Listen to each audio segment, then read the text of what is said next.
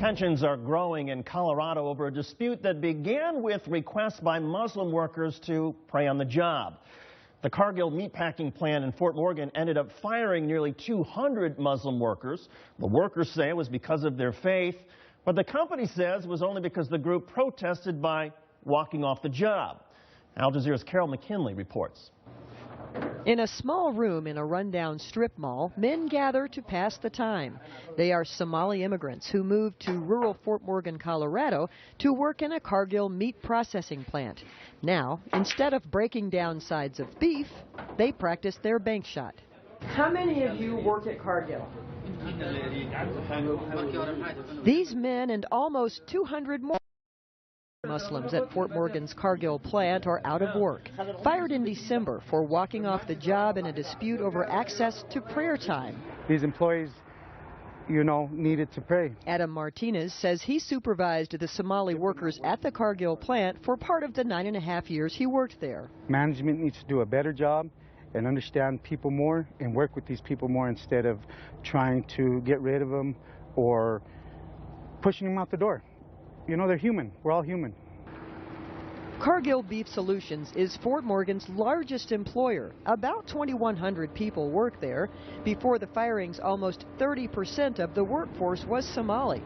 They fled brutal violence in their home country, drawn to meatpacking plants across the rural Midwest for jobs that few Americans are willing to take. Their presence sometimes creates tension in small, out-of-the-way towns. 8 times 3.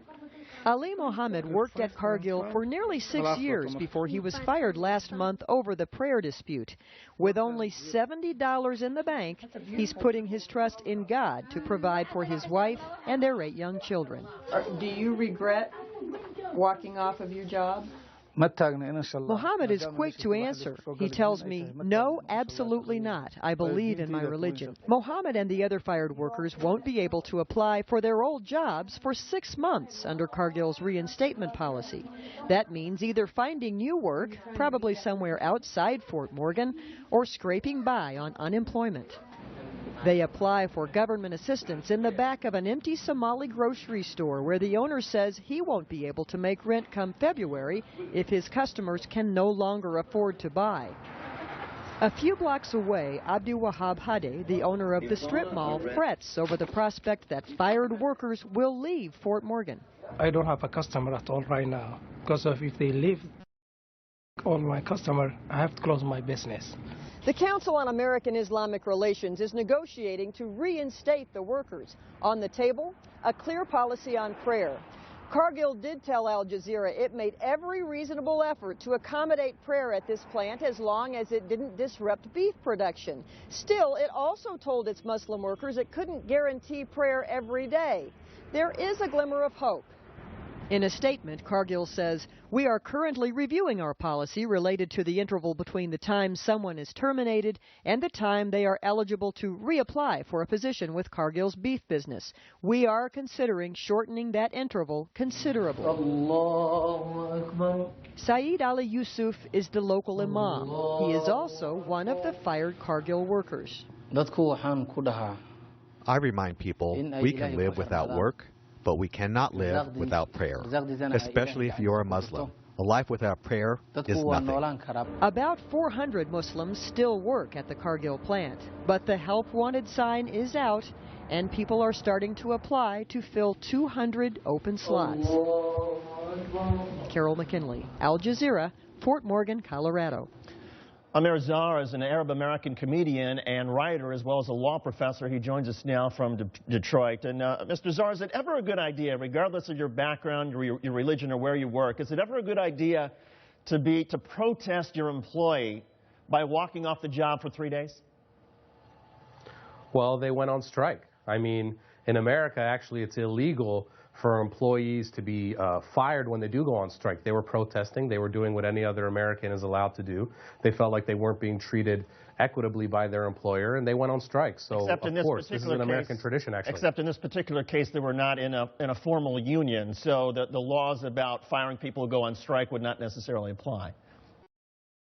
Well, actually, they are members of a union. These guys are members of a Teamsters union in Colorado. It's actually mandatory for them to be members of that union, and they all are members of the union, and actually the union has not been standing up for them in this episode, and that's even another egregious thing that's But why do you think that is? I mean, isn't it possible that the union feels that they shouldn't have gone on strike just themselves, that maybe the union should have been consulted before these 200 workers decided on themselves that they were mad and therefore they were not going to show up to work for 3 days?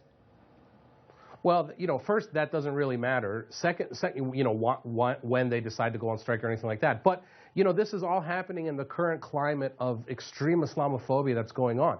The union has been contacted even after all of this has gone down, and they have decided not to make any comment, not to come out in support of their workers. And so it begs the question that if these guys were not Muslim, if they were Christians asking for a religious accommodation or Jews asking for a religious accommodation, would their employer have treated them the same way, and would their own union, who's supposed to represent their interests, have abandoned them like this? But doesn't this suggest that the union doesn't consider this a religious issue, that the union simply sees this as a labor dispute, and then in the union's mind and the company's mind, this has nothing to do with whether they were Jewish or Christian or Muslim, and everything to do with the fact that 200 people decided on their own to walk out of a production plant for 3 days? Well, they didn't do it for no reason, David. They felt that they were being discriminated against because of their religion. And frankly, it wouldn't be up to the union to be the arbiter of whether or not this was a legitimate religious grievance. The workers are saying that that's how they feel. They walked out. And I think it's clear in the climate today. I mean, this is not the first time that we've seen an episode like this. In September, we had the episode of an African-American Muslim flight attendant who asked for a simple accommodation in her job, not to serve alcohol when customers asked for it, to simply have one of her colleagues do it. And one of her colleagues complained, and that flight attendant, that Muslim American flight attendant, lost her job, and now she has to go and file a grievance with the Equal Employment Opportunity Commission. So this is all happening, and basically Muslims have been dehumanized in this country to such a point that it seems like our community should not have the same rights as everybody else, and that's what's going on in Colorado, and it's not the first time it happened. Well, and I'm not arguing you on that point. I'm just suggesting that there are still 400 Muslims who work at this plant in Colorado. If the plant was somehow anti-Muslim, wouldn't they have taken some action to fire those 400 as well? Well, first, not all Muslims think the same way. Second of all, maybe not everybody has the luxury, maybe, to, you know, these people are trying to put food on their table. I mean, they're already in a vulnerable position. They're not working very high-paying jobs. They're trying to put food on the table. So I wouldn't necessarily kind of condemn those who decide that even though they might feel that the company is doing something against their religion, that they wouldn't walk out. They have to put food on the table. I wouldn't condemn them for that morally at all. And as we saw in Carol McKinley's piece, there are some people who are out of work who are now struggling to try to put food on the table. Isn't that something, though, that might have been better for them to think of as their priority, and taking their protest against Cargill, which they may be rightfully entitled to say, no, wait a second, we want time to pray each day, we want to be able to pray in groups, as the company said they could not. They may have a valid case there, but again, isn't the solution to talk to the company about that, to try to resolve it before leaving where you work? Well, from everything that we've heard so far, that was the case. And the supervisor told them, if you want to pray, go home. And that's blatant discrimination. So these guys decided to make a statement. And I think if they were white Christian Americans making this statement, that we would not be asking necessarily these sorts of questions. We would be saying these are workers making a stand, and that we stand with them. Instead, though, we think, and I'm not saying that you think this, but society sometimes, many times, looks at the rights of Muslim Americans as somehow less sacred than the rights of everybody else. And I think that's the environment that we're living in, and we're seeing it happen in Colorado. Amr Zahri is an Arab-American comedian and writer. Amr, it's great to have you on the program, regardless of whether we disagree or agree or whatever the case may be.